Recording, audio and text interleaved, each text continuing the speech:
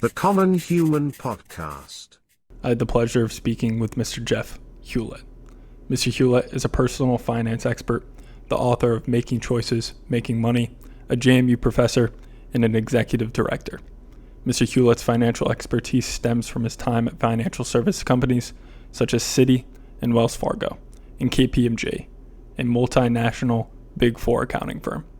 His current endeavors on this front manifest themselves through Personal Finance Reimagined, or PFR, and Definitive Social, assisting individuals in making better decisions for a better life. Also, he is the curator of the Curiosity Vine, a writing platform to facilitate the flow and spark natural human curiosity, which is of vital importance due to its seemingly scarce supply in our modern age. Thank you for tuning into the Common Human Podcast. Seek knowledge and wisdom always. Mr. Hulett, how are you? Hey, Lucas. Lovely, thanks. How are you doing? Pretty good, thank you. I appreciate you coming on to the Common Human Podcast today. Awesome. I love it. Appreciate the invitation. Absolutely. Well, let's get started. So you are the founder and you have spearheaded and continue to spearhead Personal Finance Reimagined, or PFR. So correct me if I'm wrong, but PFR attempts to integrate itself within the relationship between accounting and investment firms and their clients' children or lower wealth individuals that are related to that particular clientele. This increases their firm client base and decreases their attention rate. So this is kind of a three-pronged question, but how did PFR come to fruition? So kind of the origin of PFR. Why did you create PFR? So kind of its purpose in general. And then how's it going right now? How can it be potentially optimized? So the status and current terms. Yeah, no, thanks a lot. Those are all good questions. So yeah, PFR, I would say, the focus on wealth individuals and investors and or investment managers and accountants. That is part of what we do. So I'll talk a little bit broader about what PFR is all about. But before we get to the sort of what it is, why don't we talk a little bit for a second about the problems that I'm trying to solve. So, and maybe, Lucas, it'll help your listeners and viewers first if I talk a little bit about my background, because it kind of leads to the challenge. Okay, so first and foremost, I'm a decision confidence builder is sort of my tagline, and there's a funny story about that, which is so earlier in my career, I've worked in banks. I've worked highly analytical sort of positions, done a lot with AI, machine learning, and that sort of area of the world. But the funny thing was, my wife and I would go to, say, a dinner party, and my wife is a really emotionally intelligent person, one of the most emotionally intelligent people you'll ever meet. But somebody would ask her, "What does Jeff do for a living?" She would look at them and she'd kind of turn her head and she'd draw a blank. And this is the woman who's as smart and as emotionally intelligent as you come. So anyway, so I reduced what I do to 3 words. I'm a decision confidence builder. Now let me build that out a little bit for you. So I'm a behavioral economist, an economist by training, math, finance, economics. But behavioral economics is really kind of sort of my homeroom discipline, academic discipline. But that kind of takes you to a lot of different places. Neuroscience, neurobiology is certainly part of what I do. A close cousin to behavioral economics is behavioral psychology. In many ways, people like Daniel Kahneman, who was a psychologist by training, sort of helped to merge the fields of economics and psychology to become behavioral economics. So that was a part of it too. So that's all part of my background. I've been a banker for most of my career, and what that's really done for me is really understanding how financial products work, understanding sort of the advent and the growth of fintech and fintech technology, but being very, very heavily involved in the behavioral side of banking. I'm sure you've heard of Capital One before, where I used to work for them. also Citibank and Wells Fargo.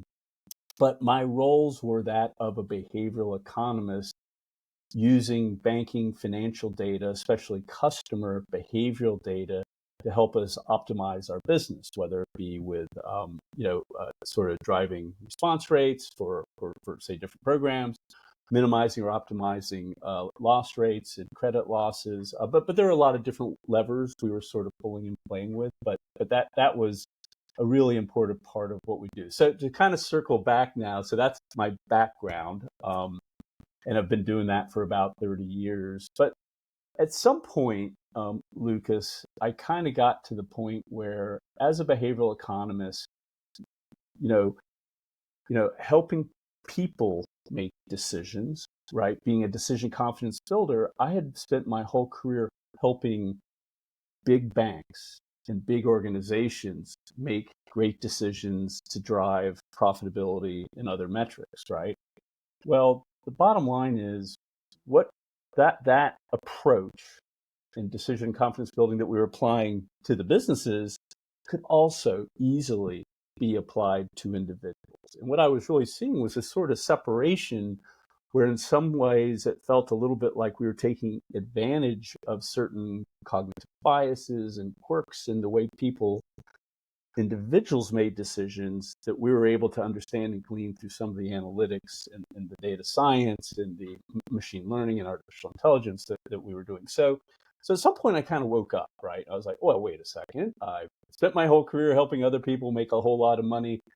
Now I really want to focus on taking those same skills, taking those same tool sets, but really making them appropriate for the individual, right? To help them. And honestly, Lucas, this kind of gets to three major problems or challenges that Personal Finance Reimagined is trying to solve. Okay, and So they're really big ones. So number one is, yeah, go ahead.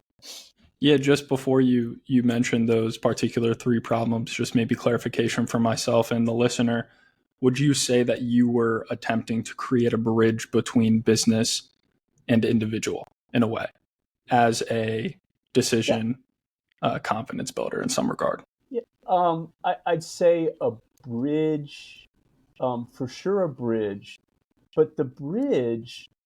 So part of the way to think about it is businesses, say like Amazon, Netflix, Google, Facebook. Pick your big data hungry AI based platforms.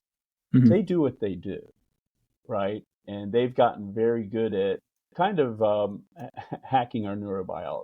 And I focus a lot on neurotransmitters, dopamine. We won't get into that now, but they've gotten very good at that to drive value for themselves. To some degree, the bridge that I'm trying to create is to really bridge people to find ways to understand data, to understand data science and statistics, but in a way that helps them, right? There is a way that it's almost like a countermeasure, right? Mm-hmm. And to some degree, that's what Personal Finance Reimagined is all about, which is really helping people understand their own utility, what's important to them about decisions, being very, very clear about that, and ultimately dealing with, which is really my number one sort of challenge that we're trying to solve, is we have transitioned from the data scarcity world of if you look at the long history of humanity,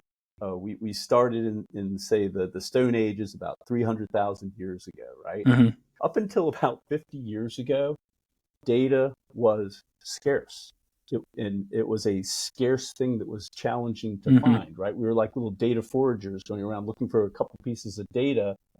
So our neurobiology, who we are, we're really, really good at. Not only that, our neurobiology really creates habits in us that almost commands us to want to forage for and find data. Well, the challenge is, in just the last 50 years, it's changed 180 degrees, right? Today, we are in data abundance world. Right. Right. Yeah, no. So just correct me if I'm wrong. What I'm gathering from that great clarification is you're attempting and are ensuring within this now fruition of constant data compared to not having constant data. Stone Age, up until, like you said, 50 years ago, you're trying to assist people not be within the business context and within the data context, products of their environment. You're trying to assist them in understanding this data in a way in which it's strictly going to help them rather than, like I said, being a product of their environment, as in being diverted in many different directions, let's say. Yeah, no, I think, I think that that's about right. The only fine point I would put on that, Lucas, is going from data scarcity world, right, where our brains are so focused on, and of course haven't evolved out of, to data abundance, which in many ways is where we are today. It's a completely different problem, right? In other words, when data was hard to collect, you spend all your energy and time collecting those 2 or 3 pieces of data. And then the decision, like weighing them, that was the easy part because there's only 3 of them, right? But you spent your energy on just collecting that data. Now, data abundance world, if you think about, your iPhone here, it's like a data fire hose, right? You got data coming all over you. The problem is no longer foraging for data. Now the problem is curating, and in a way, it's subtracting data, right? Sifting out Figuring data. out what That makes sense. not to use. But so in data abundance world, now the problem or the challenge has shifted, right? From, I really want to collect data to now I need a good decision process. I need a way to be able to curate, subtract, and ultimately weigh and decide what the right thing to do is with all that data, right? So in the data abundance world, so if you think about economics is all about scarcity, right? And so in the data scarcity world, right, if the data was scarce, that's how value was created. Now, data in that context is external to you, right? Like it's data about something I need to know about going to college or buying a car. It's something that exists sort of in the environment that you need to go out and find, right? But in the data abundance world, if data is no longer abundant, what's now scarce? What now drives economic value? The new scarcity is attention. And the scary thing about attention is it's gone from being an external thing to being an internal thing. Our attention, your attention, you're looking at me right now, I'm looking at you right now, we're attending to each other, right? It's an internal neurobiological function, right? So now that's the scary part, right? That now that what the big platforms are focused on is a challenge to us because it's now becoming internal to us because they're sort of hacking into our attention. Yeah, and that's the scary thing in a way. So that's the number one challenge, is giving people tools and solutions and ways of thinking to help them in the data abundance world. Because again, our own genome hasn't caught up yet. So when you've got a gap between what we're naturally good at versus what culture kind of commands, which is where we are today, going from scarcity to abundance, scarcity to data abundance. So we just need help, right? Until maybe 1,000 years from now, evolution will catch up and we'll get there. So anyway, so that's really the number one thing that PFR is really focused on.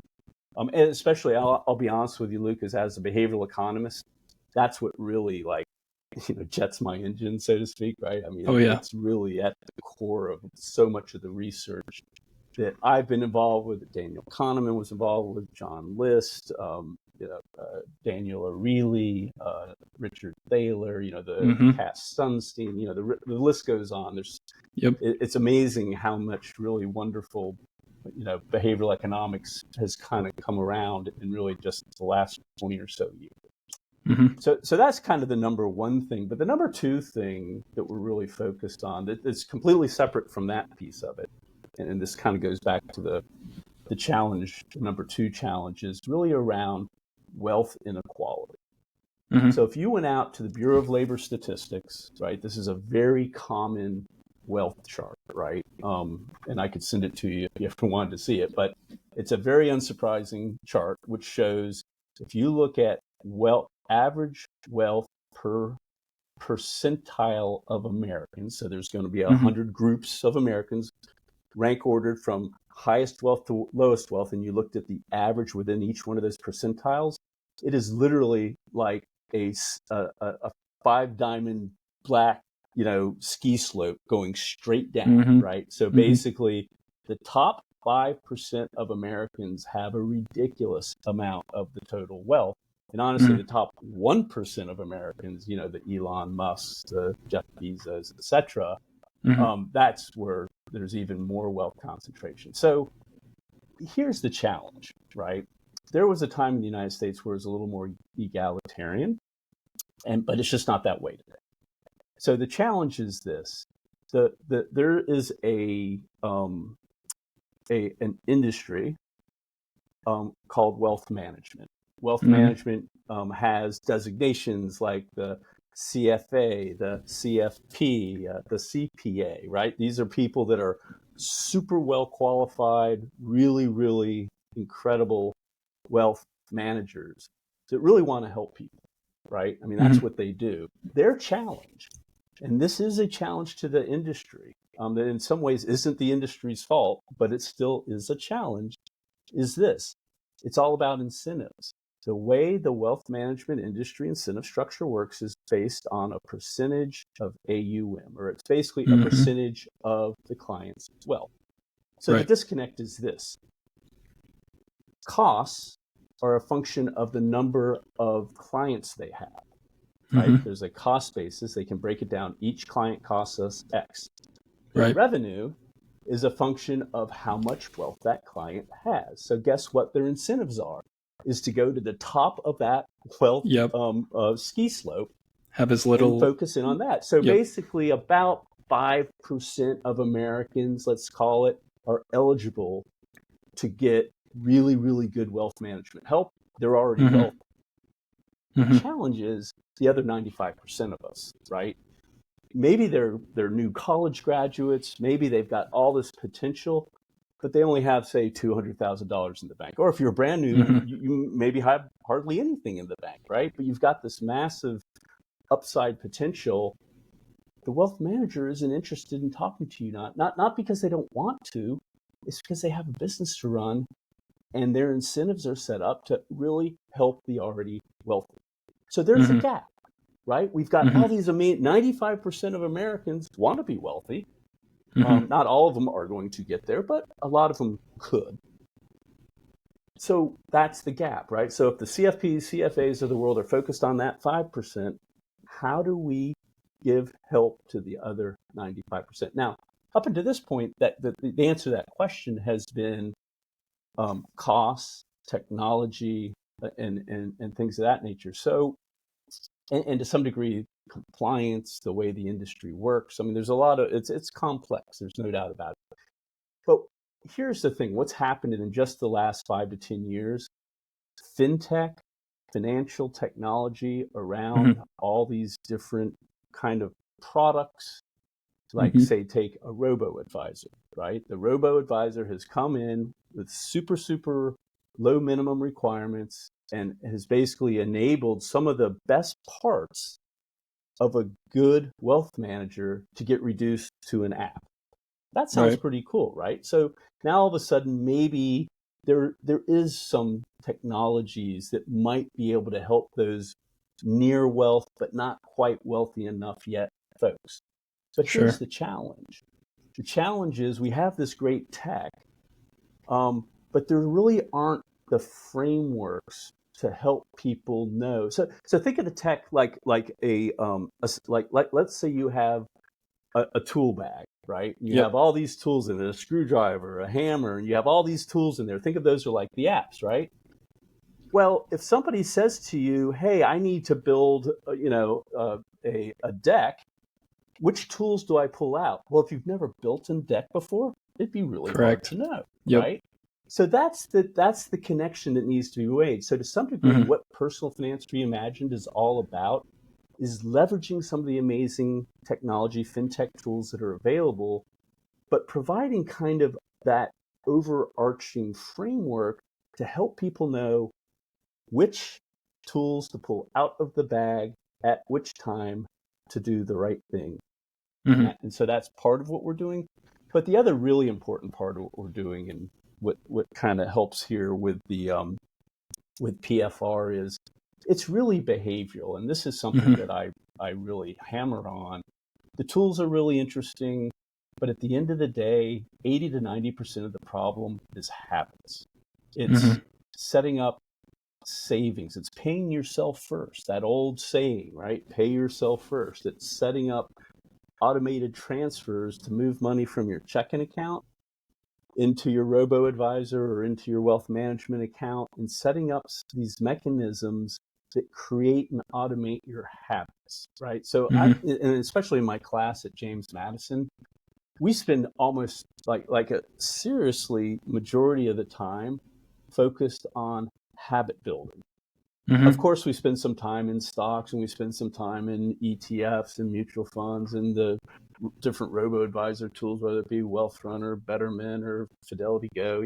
So we do all that stuff. But what I'm really trying to get to with them is habits, right? And so anyway, so that's part of that's. So that's really the second sort of challenge. And then the third big challenge, honestly, that kind of relates back to the first challenge a little bit, is math education.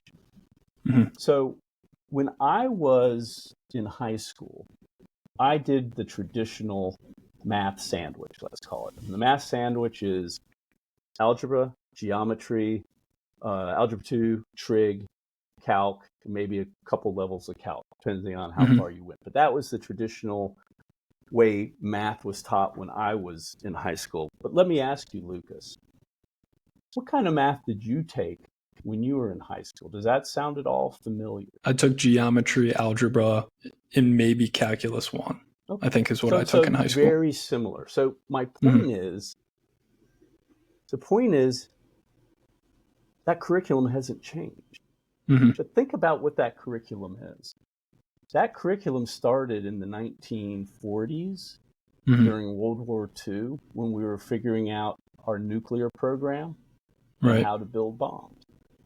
It persisted into the Apollo space program, where understanding trajectories and understanding how to put people on the moon was really, really critical.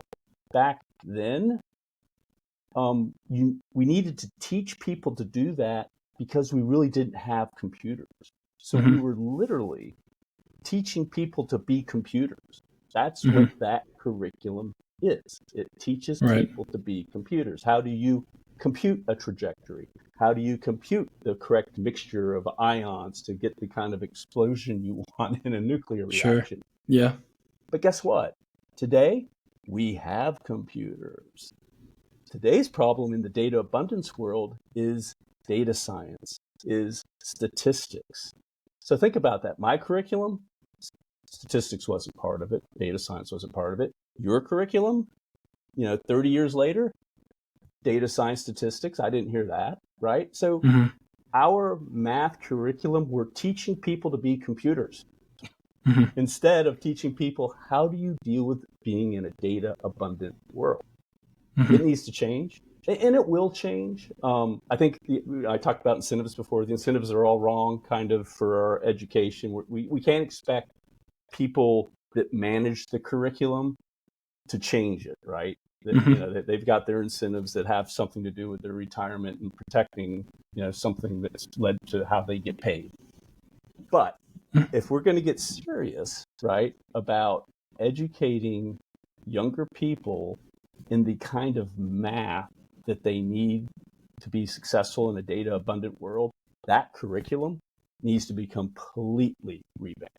And it wasn't for me, and it even wasn't for you. So anyway, those are my three big challenges, and that's what we're really focused on with PFR. Yeah, that makes a lot of sense, and there's a lot of information and different angles I can go with what you gave on Personal Finance Reimagined, PFR in general. My first question, so regarding kind of this three-tiered problem that you bring of attention, wealth inequality, and then math education. So in a data abundance world, I mean, I personally find sometimes it's better to shut out more data, or at least decrease my exposure to, and this is just in regards to social media and things of that nature, in order to stay on the right path. So in the business context, Right. with individuals short-term or a short attention span, how can PFR grasp one's attention? What are steps that PFR uses in order to get one to sift out the data that they know or that you think that will be productive for them in order to succeed as an individual and within business? That's a great question, Lucas. So part of it has to do, answer that question has to do with our framework, right? And so what the decision sciences and behavioral economics teach us is there is a single, consistent, repeatable decision process that we all use because we're human beings, right? But there is a correct way to make a decision. And what we really seek to do, and this is something I do in my class at James Madison. Actually, just to let you know, we're expanding. We're now at George Mason. For some reason, I have an affinity with Virginia presidents, but anyway, that's part of the growth of Personal Finance Reimagined. But again, it's creating this consistent, repeatable decision process. So if you think about it, we have all these decisions to make: buy a house, buy a car,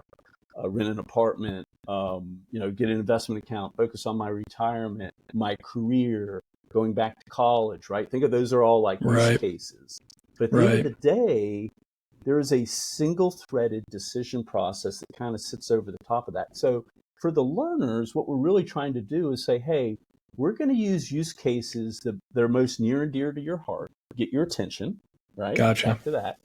Gotcha. And so for college kids, we start the class with focusing on the job decision, because for most of them, they've already made the college decision. They're at James Madison or George Mason or wherever. But their next thing is, hey, I'm going to graduate at some point.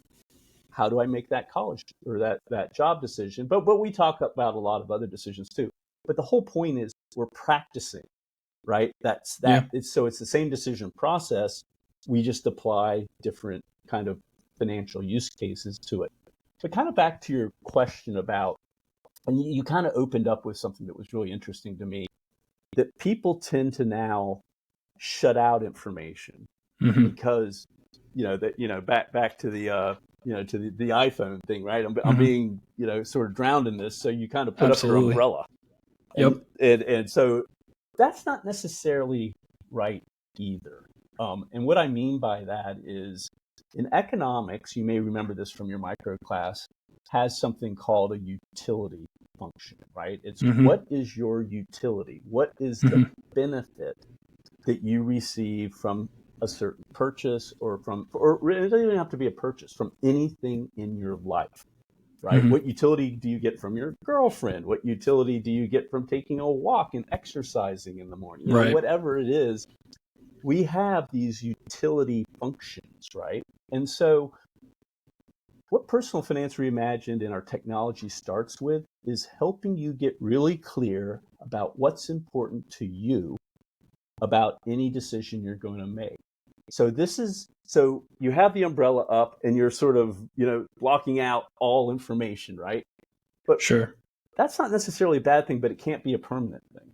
And what I mean by that is what you should be doing also is really focusing on, okay, there's a million pieces of data, but if I get really clear about what's important to me, if I get really clear with my utility model or my benefit model, and I know how everything's weighted, then that's where you can go, oh, what's important to me about my new job? I want to work from anywhere. I want to be in a position where I can learn a lot of new things.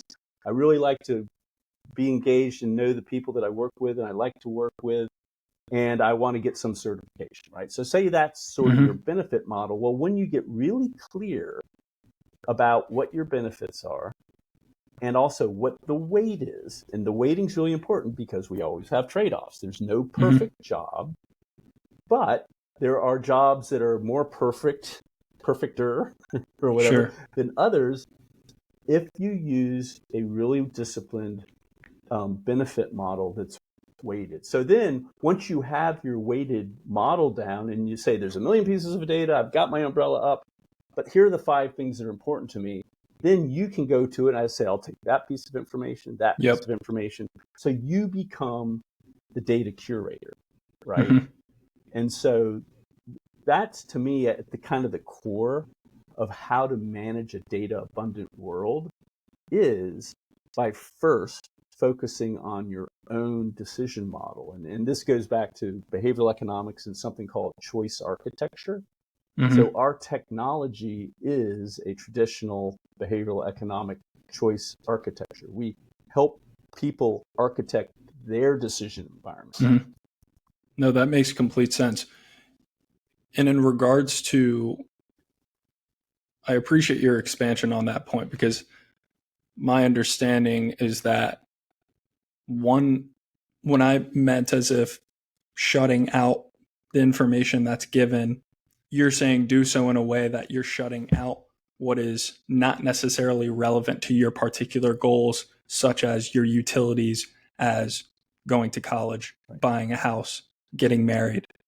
So you shut out the information that's not relevant to those things, giving more clarification and solidifying those particular goals or utilities, like you mentioned.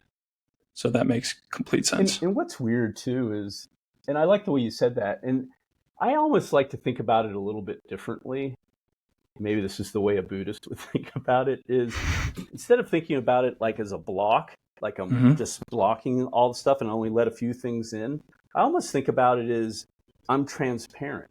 Data can just flow through me.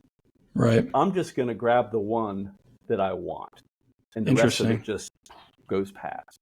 Interesting. So it's a little bit different way of thinking about it, but it's because you can't really avoid data in the that makes sense. world. You can't avoid Amazon. You can't avoid, all that stuff. So to me, it's like then just let it flow through. Now, of course, that's an incredible perspective. I mean, I never thought of it like that because, like you said, it's not that the data is going to come no matter what. When you walk through your life, when you get on your phone, when you drive your car, etc. Being able to not necessarily, I think of it maybe in a Buddhist perspective as well, not react to that data in any particular regard, let it come, but then see what is in front of you and pick and choose based upon your utility to ensure that it will be beneficial for yourself.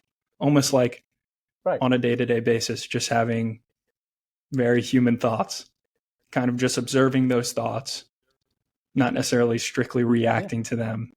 But anyways, that's a different point. But exactly. And that's kind of a Stoic thing as well. So I'm a big fan of both Stoicism and Buddhism, and both of them sort of align on that, right? Which is it's the judgment that creates pain, not the thing. Right. So it is sort of managing, your own judgment of the thing, and just the thing is the thing, right? It's data. Okay, whatever. But so anyway, I think we're pretty aligned on that. Yeah, absolutely. So another one of those problems that you mentioned that I want to kind of hone in on is wealth inequality. I mean, that is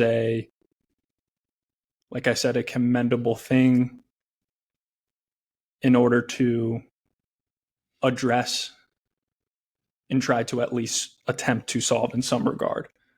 So when I think of wealth inequality, I think of Price's Law, the Pareto rule in some regard, and Matthew's principle, which is, those are kind of the hierarchies of it, or that is the hierarchy of it. But it's basically, if one is producing classical music, only 20% of those individuals are going to be getting the attention compared to the 80.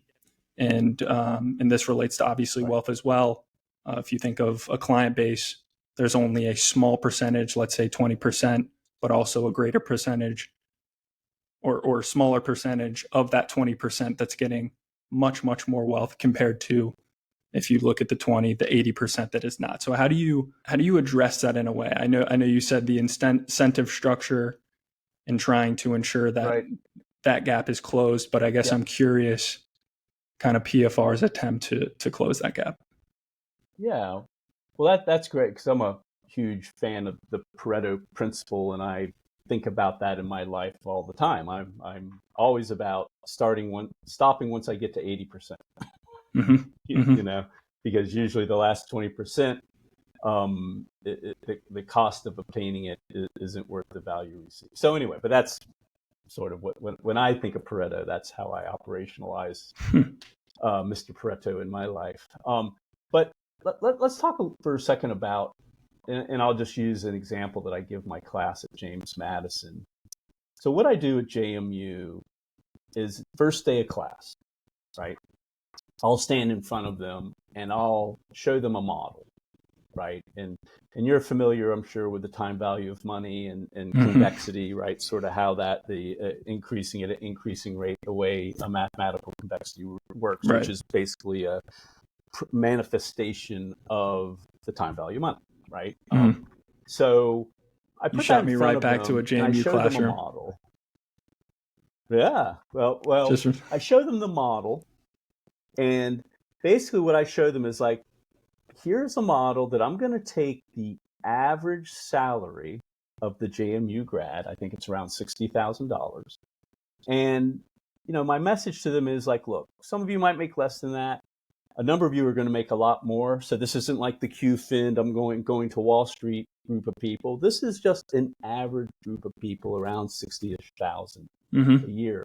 What I'm going to show you is by using PFR and the approach that I'm going to be sharing with you all semester long, I'm going to show you a path to retire with $16 million in your early 60s.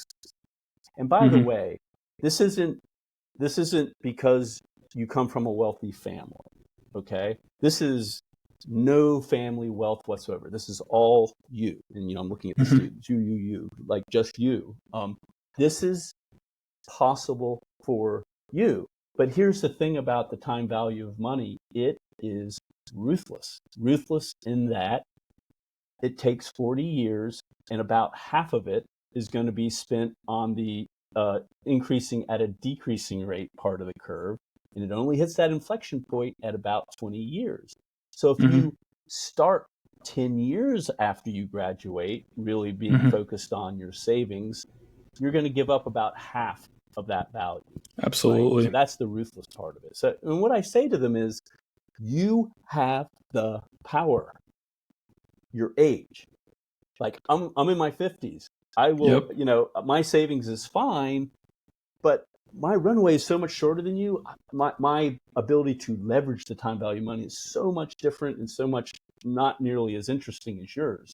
For you, if you do some relatively straightforward things that I'm going to teach you in this class, and I'm going to give you the apps, and we're going to talk about just the decision first approach and how to create that a consistent, repeatable decision process, all that stuff. Sure. But that's what I put in front of them. And to me, that's different than the Pareto principle in that is in their power, right? It doesn't take anything super special.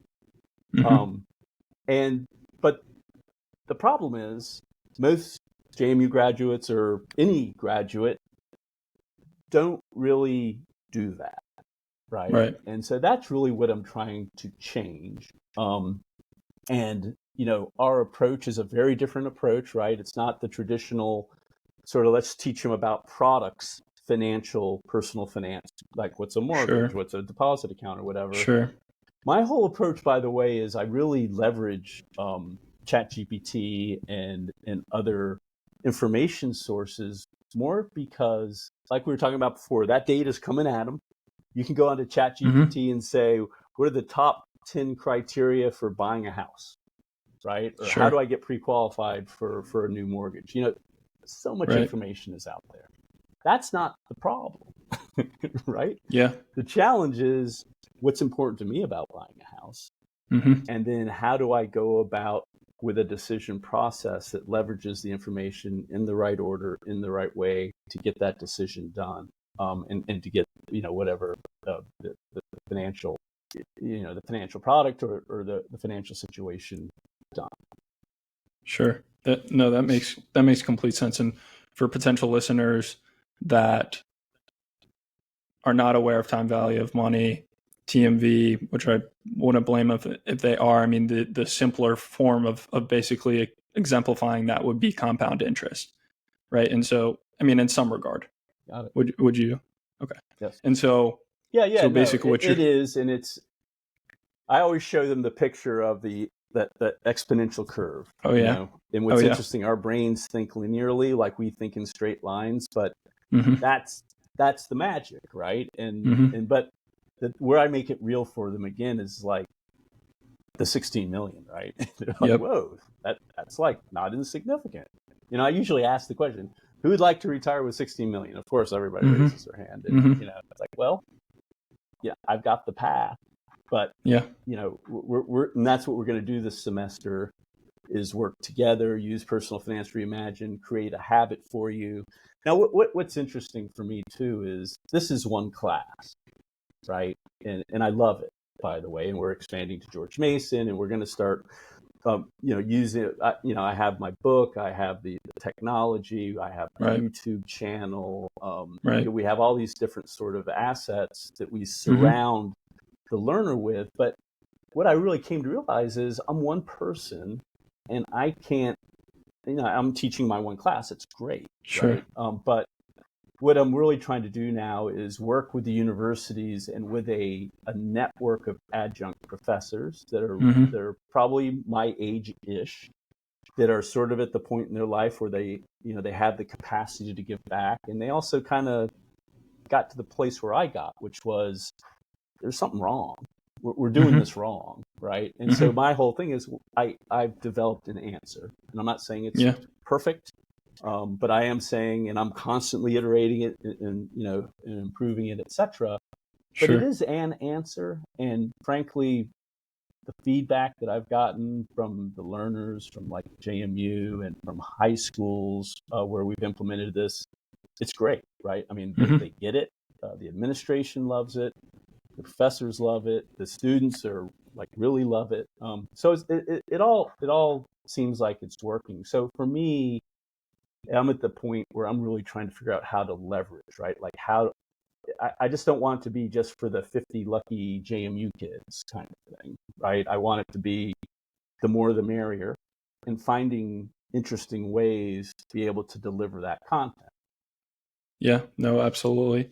And just going back to kind of something I was thinking about regarding the compound interest, I'm going to put that in the show note captions of the calculator, that basically if you input your age, I think it's your age, current amount of money, and basically time, over time, it just exponentially grows, which I think is absolutely incredible. And so just to kind of circle back in regards to your addressing of wealth inequality, correct me if I'm wrong, you're utilizing the value or educating individuals on the value of time. Basically, as a young human being, investing now, and then also educating individuals on which resources for their own unique lives, what they can leverage of those resources to assist them in their long-term goals, and potentially reduce that wealth inequality gap. Yeah. Well, the wealth inequality is there, right? And so part of it is if you're not in the 95%, or your mom and dad aren't in the 95%, then, or in the 5%, that means you're in the 95%, right? So and if the wealth advisors are more interested in that 5%, then how can we deliver to people in a cost-effective way a solution that really is going to help drive the behaviors, drive decision making. But it's also, it is, I'm also a business person, right? And I think about, well, the reason there's a reason why the AUM model evolved to what it was, right? Because there were lots of salaries. These CFPs have staffs, and there's lots of infrastructure. There's compliance out the yin yang, right? You got to have compliance officers, and You got to deal with the SEC or the SIPC. I mean, all that stuff. I get it. It's expensive. Right. If you're going to be an RIA. And what I'm trying to do is really do it in a way that I'm not an RIA, right? I'm not, I'm not a CFP. I would argue if I took the CFP, I could Registered investment advisor, that's another correct? thing. Yes, exactly. But I don't have to be, because I'm not making financial decisions for people. I'm showing them the tools and the frameworks. So they're going to use the tool, and the tool itself will be part of an RIA, or it'll be all the compliancy stuff that needs to be there through the tool, through the investment advisor, however you're wherever you're going with. Like if you're getting a house, I'm not a mortgage lender. I don't have my NMLS license, which is the licensing a mortgage lender has to have, but I have a referral network, right? And just like with CFPs, or if it ever became necessary, like, hey, you should really, this would be a great thing to have a conversation with a CFP. Well, there you go. So, but that's, but again, I can do this because I'm focused on frameworks, and I'm talking about the kind of the toolbox. Sure. I'm not necessarily going in and inspecting every one of those tools. The tools The have to be overarching certified. structure. The toolbox, yes, doesn't necessarily have to be. So, but again, if you don't have the background, or don't have the family sort of situation, all those things are really foreign to you. But again, the good news is there's so many great fintech tools out there with a little bit of coaching. I've found that like the students, they're 20 years old, right? The young people, they get it, right? They're very comfortable. That's the great thing, is like I can show them a robo advisor that they'll set up the account tomorrow. Right. I mean, it's one of these things where they're open to these ideas, and they kind of get it. And all they really needed was somebody to sort of show them the map, point where to go on that map. And every once in a while, if they have a question about something to do with the map, come back and we'll talk about it. That makes complete sense. Yeah, I feel as though, and you're touching on incredible points along the lines of your professorship at JMU, because I was going to ask some questions about that. But it seems though, and correct me if I'm wrong, in teaching at this point, it's like, and this relates to PFR in specific, but information in general, there is so much information to a point in which, as a teacher, I feel as though it is pointing them in a direction rather than not a lot of information being out there and just trying to decide which way to go. You know what I mean? It's more so just like, it kind of goes back to the data scarcity versus data abundance. And what's really interesting, Lucas, is I actively use ChatGPT. ChatGPT is not perfect, right? Large language models are not perfect.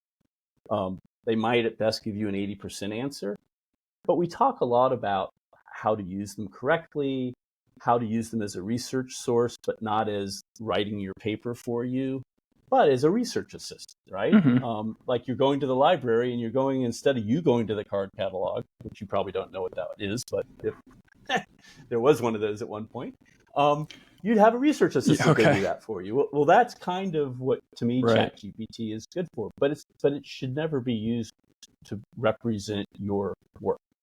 And so we talk a lot about the proper way to use that, but I've kind of come to the point in education that one of the most important things a college or any kind of educational system can teach younger people is how to ask good questions and partner with technology, right? Because, pretending like we can teach students the same way like we did 20 years ago just doesn't make sense, right? Like testing somebody's ability to recall mechanical information is so uninteresting, especially when ChatGPT will do it for them.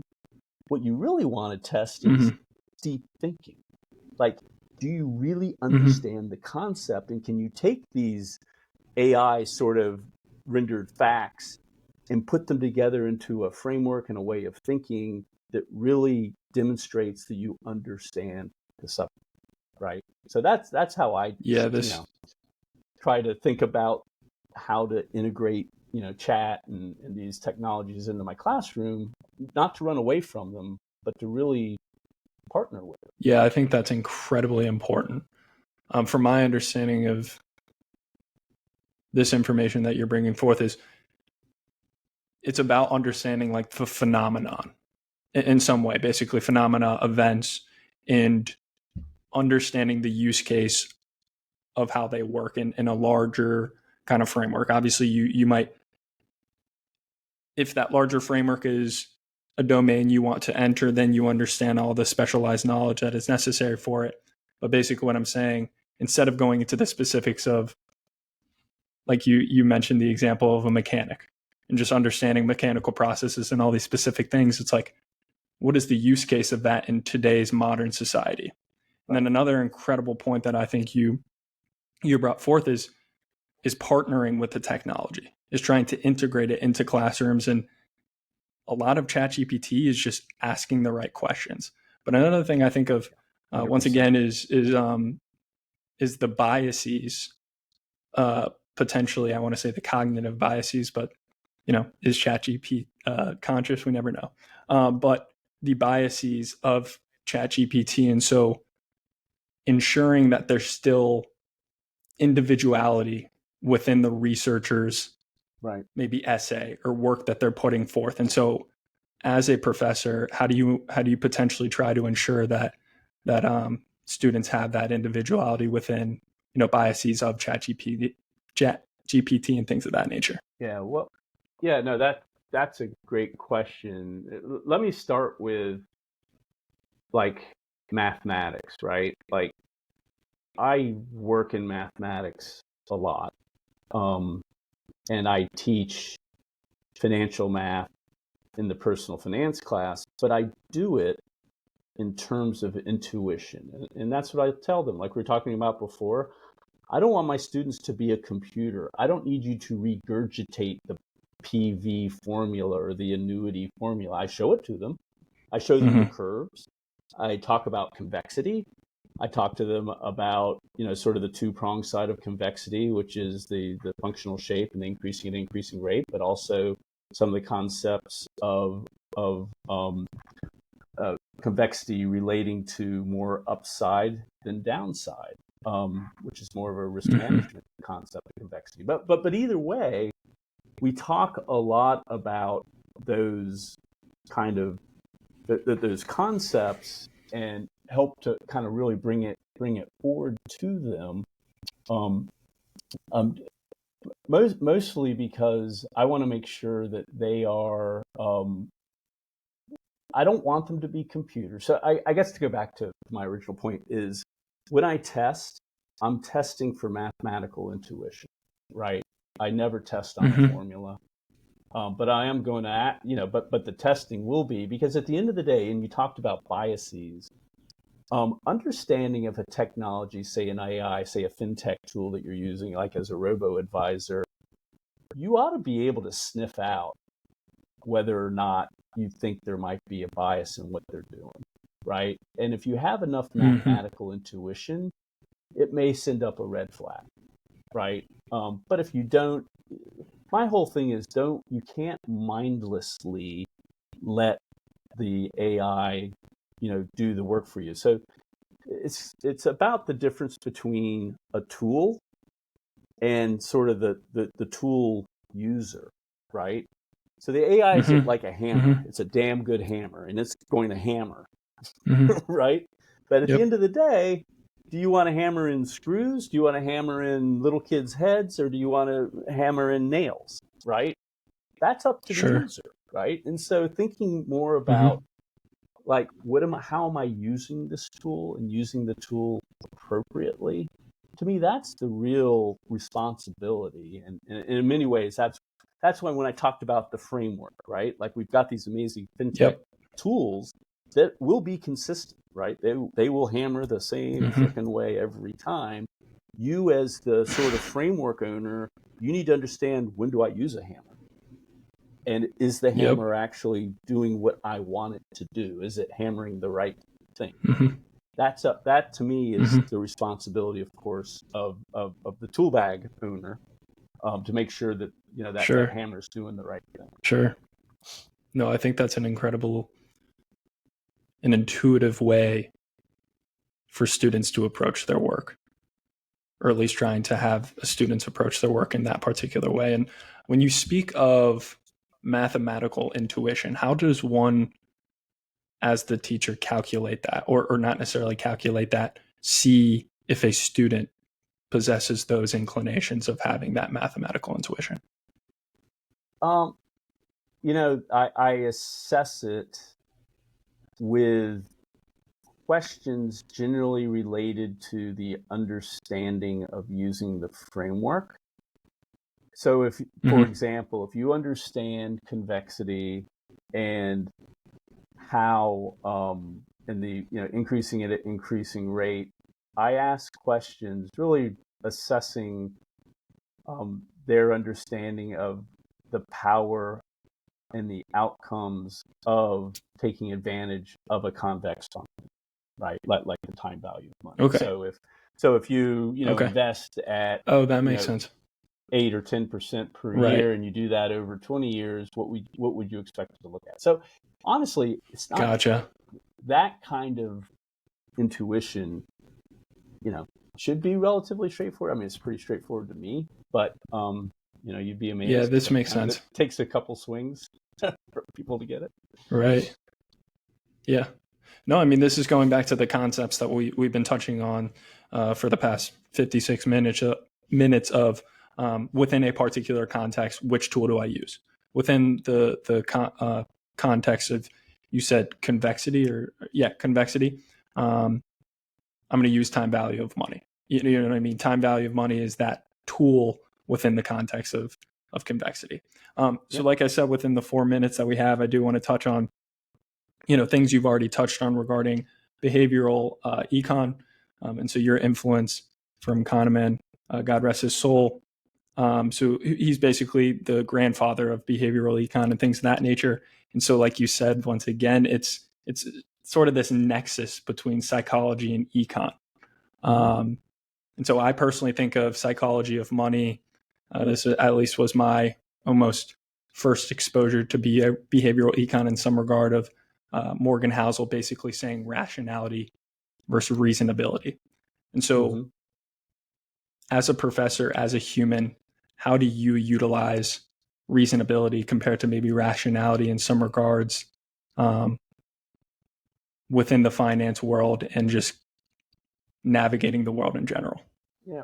Well, I honestly, we already talked about this a little bit, and I'm not sure if I'm getting Housel's rationality versus reasonability sort of thing exactly the way he would think about it.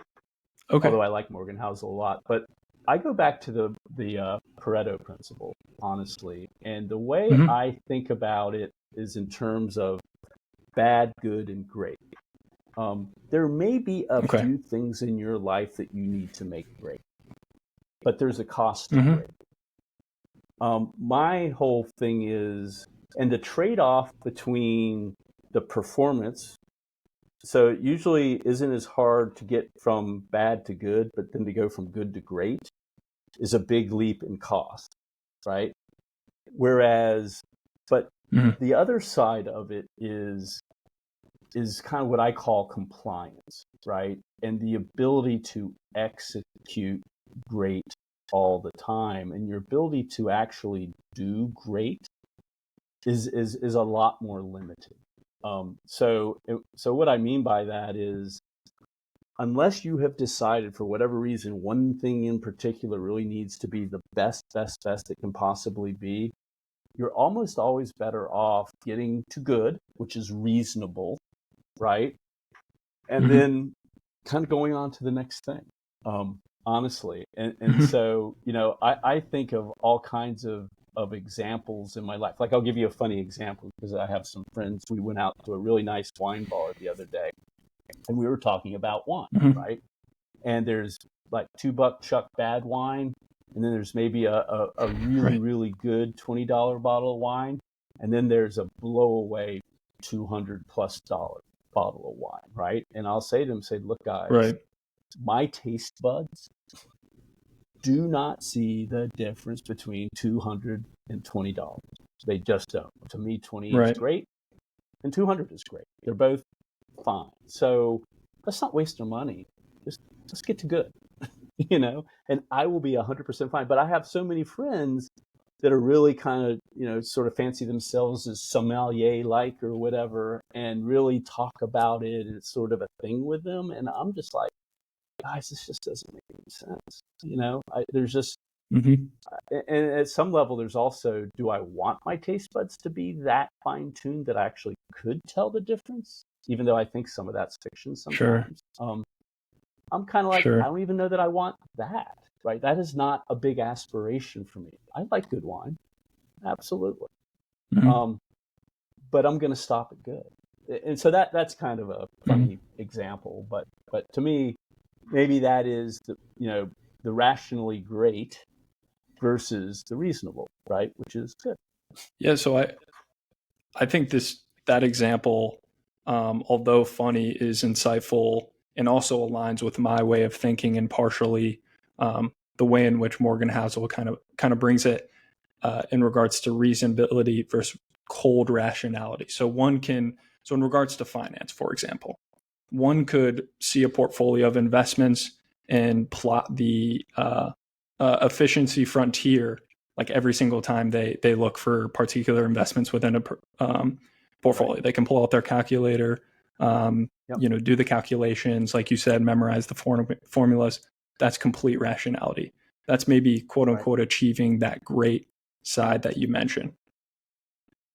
But we're human, and we have all of the responsibilities as a human going through life, in which getting towards the good and the reasonable. So in regards to finance, it's investing in businesses that you like, that you enjoy because you enjoy their products, their food, or DCF. So dollar cost averaging, just investing on a consistent basis, and makes sense, and it's going towards that good as a human being and reasonable. Well, Lucas, I'm a admitted random walk person, right? Like, as an economist,